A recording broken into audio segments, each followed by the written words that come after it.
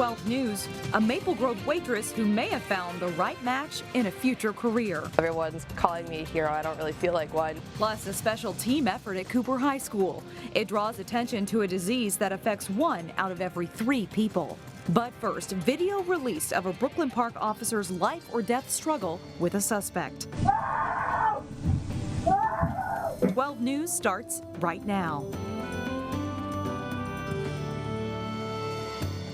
Hello, everyone, and thanks for joining us. We're learning more now about details about an attack last fall against a Brooklyn Park police officer. The Hennepin County Sheriff and Brooklyn Park Police Chief just held a press conference this afternoon, and reporter Sonia Goins joins us now with more on what they had to say today. Sonia? Mike and Shannon, 25-year-old Lance Carr of Brooklyn Park was convicted Wednesday of first-degree assault against a peace officer. Now, for the first time, we're seeing video of what some are calling a vicious attack.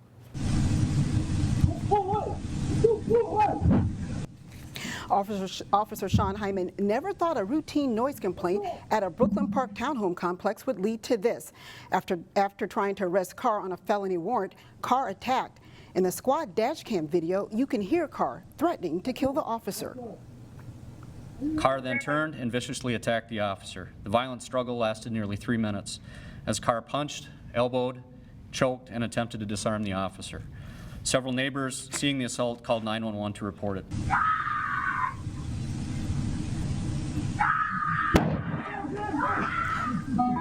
Carr put Officer Hyman in a chokehold. During the struggle, Officer Hyman's gun fired, but no one was hit. Finally, backup arrives and officers arrest Carr. Meanwhile, Officer Hyman was hurt so badly, he had to be taken to the hospital. I've watched this video a few times, and every time I watch it, I keep thinking the officer is going to die. Because as you watch the video, even though I know the outcome, I keep thinking at some point the video is going to change itself. And so as I watch it, I keep thinking that same thought over and over again. Hyman has been on the Brooklyn Park Police Force for more than 2 years. His injuries took him off the job for 3 weeks. Meanwhile, Lance Carr is scheduled to be sentenced on June 17th. Mike and Shannon. All right, thank you very much, Sonia. Well, today marks some big news on the job front. Minnesota added more than 15,000 jobs last month. Its second best month of job creation since Minnesota started tracking the numbers in 1990. The most gains were posted in professional and business services, which includes everything from engineering and computer services to legal advice and accounting. A Maple Grove waitress who just finished training to be an EMT took a break from her job this past weekend to help save a man's life.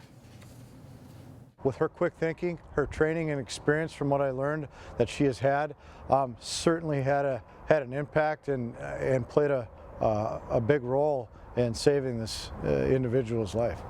The incident happened Saturday night at the Perkins restaurant along Hemlock Lane in Maple Grove. Waitress Holly Brown was working her shift when a coworker told her that a man in the parking lot needed help. Brown ran outside and found a man laying on the ground with no pulse. Immediately, she put her EMT training to work and performed CPR on the man until paramedics arrived. I pushed on his chest for 10 minutes. To me, that doesn't feel like a big deal. Everyone's calling me a hero. I don't really feel like one. I don't know. I think the paramedics and the cops that do this every day are the real heroes. I was just an EMT in the right place at the right time. Police say the man in the parking lot was reacting to a heroin overdose. Paramedics had to use the opiate antidote Narcan on him. As for Brown, she says she plans to go to school next year to become a paramedic. A big road closure could affect your weekend travel plans. Southbound Highway 100 will close between I-394 and Crosstown Highway 62. The closure starts Friday at 10 p.m. and won't reopen until before the Monday morning rush hour. Crews will be working on repairing the road and road shoulders. Golden Valley has approved a partnership with St. Louis Park to help market their cities. Getting the word out about things like Golden Valley's park system, golf course, and places to shop and eat isn't easy. So Golden Valley will work with Discover St. Louis Park to promote and market both cities. They hope to boost visitors and stimulate economic growth. I think that this is a very promising step forward in helping to promote our city and the many amenities that we have here. And so I see it as a very strategic move. Golden Valley's part would be funded by a 3% lodging tax. It's a one-year agreement. If you are civic-minded and have some spare time and unused talents, the City of Crystal wants to hear from you. Whether it's simply planting flowers in public areas or working on a community celebration, finding volunteers with certain skills can be a challenge. So they're putting together a database of willing volunteers and what they're interested in. Councilmember Elizabeth Dahl is part of a community outreach task force that's identifying needs and finding the volunteers. You're interested in photography, and then your neighbor is interested in gardening, and then the next neighbor down the street is interested in music. If we're able to look at that and we're able to see, oh look, here's people that might have common interests that you could come together and create something from it. You can use a questionnaire to sign up on the city's website. It includes questions about your interests and talents. Children visiting the New Hope Farmers Market will soon have some new books to add to their summer reading collection, all thanks to a group of local seniors. Residents of the Woodbridge Cooperative in New Hope went to area library sales and garage sales to gather a collection of children's books. Thursday afternoon, they celebrated the accomplishments of their book drive. New Hope Mayor Kathy Hempkin will then take the books and pass them out to children at the farmers market. This is the second year that the seniors have organized the book drive. The children are so excited when they get the books, and they've even said to her, this is the first book I've ever owned. And I just think that's wonderful that, they can have a book for themselves. The seniors collected about 220 children's books. Coming up, it's all about attention to detail as students get ready for a fundraiser to fight cancer. And later in sports, it's playoff time already. Highlights from opening round play in section boys tennis. But first, our string of nice weather continues on Friday.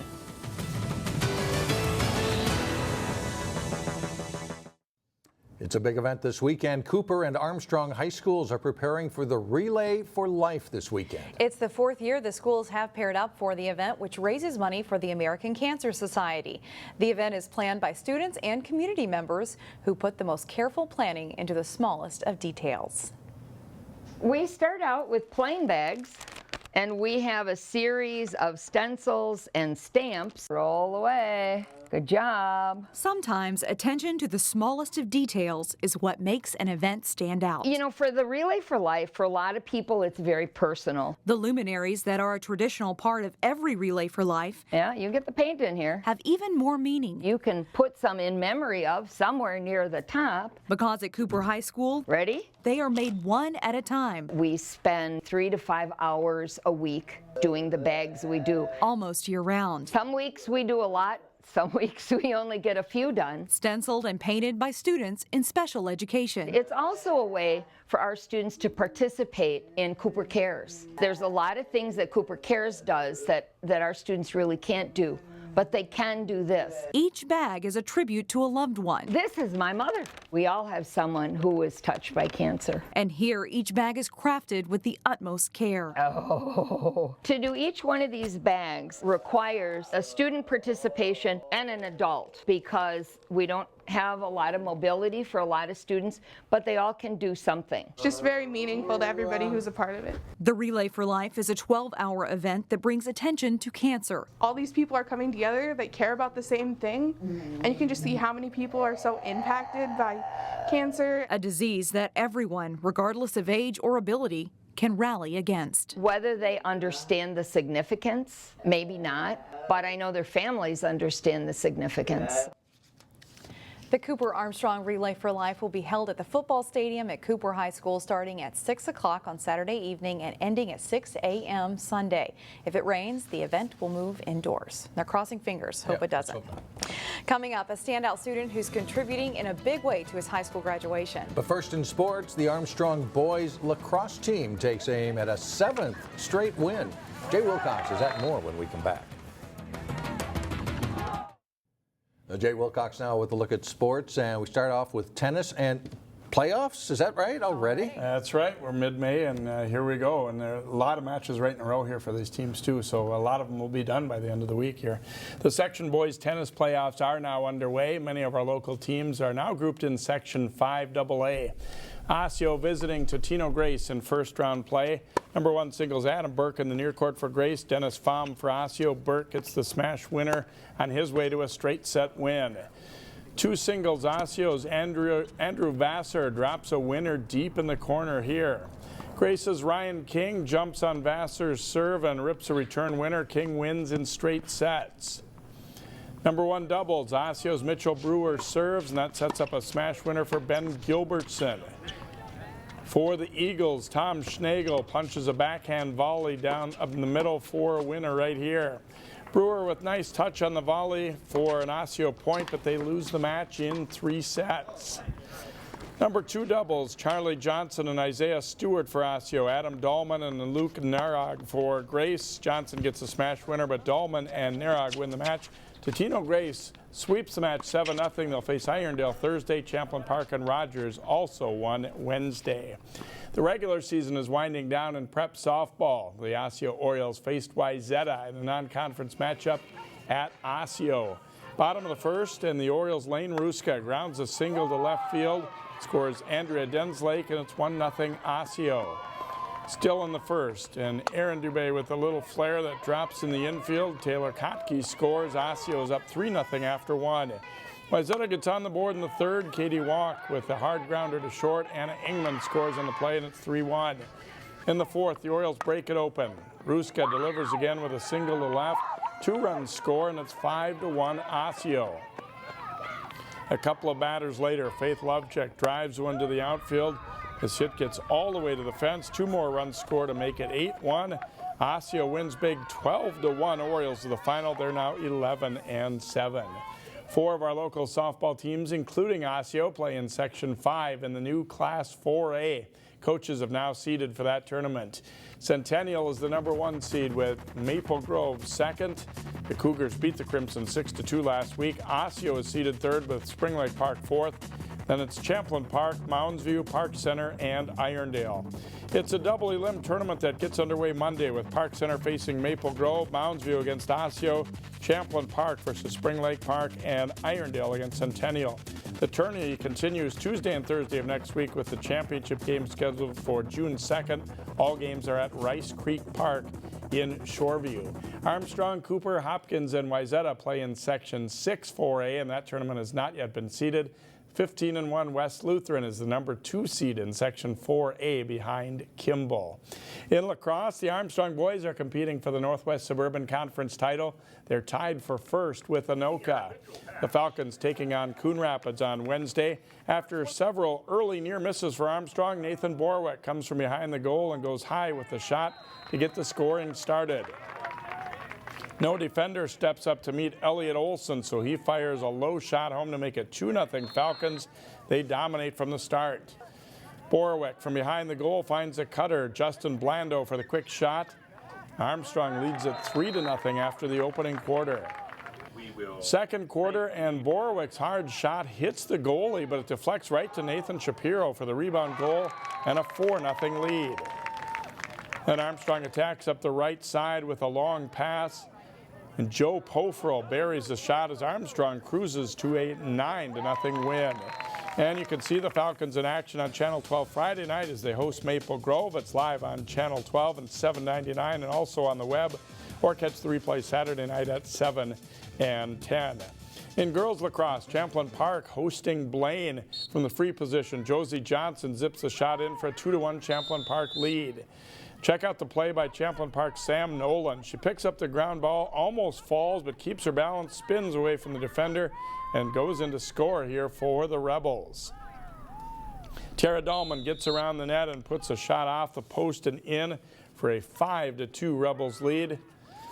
And Hannah Krimble steps around a defender and goes in for the Champlin Park goal. The Rebels go on to win 17-5. And they stay undefeated. So a great season so far for them. All right. Thanks, Jay. You bet.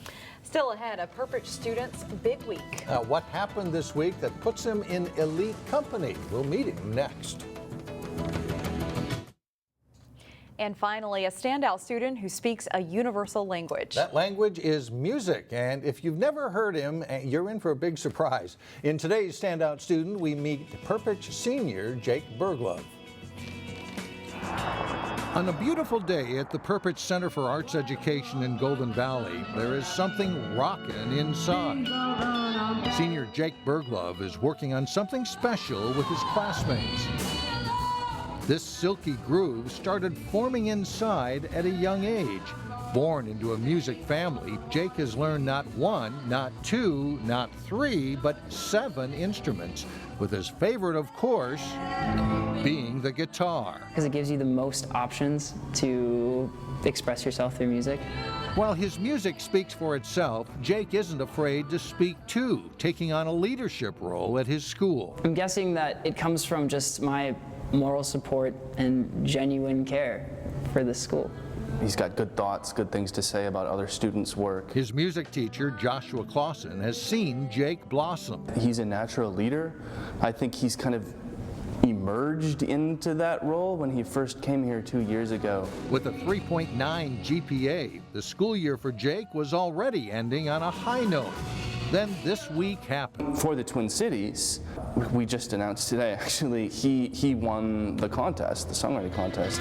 Jake won a songwriting award with the National Endowment for the Arts. It put him in the running for a $5,000 scholarship competing against kids from Seattle and Dallas. The honor comes with special perks, including a trip to New York City. They're going to help us with our songwriting. We're going to get it professionally recorded. And if you think Jake is all about music, that's not what Perpich taught him. I think going here, I've learned a lot more about life than I did about chords or working on the E-flat major scale or anything like that. And of course, crushing those guitar chords sounds pretty good too.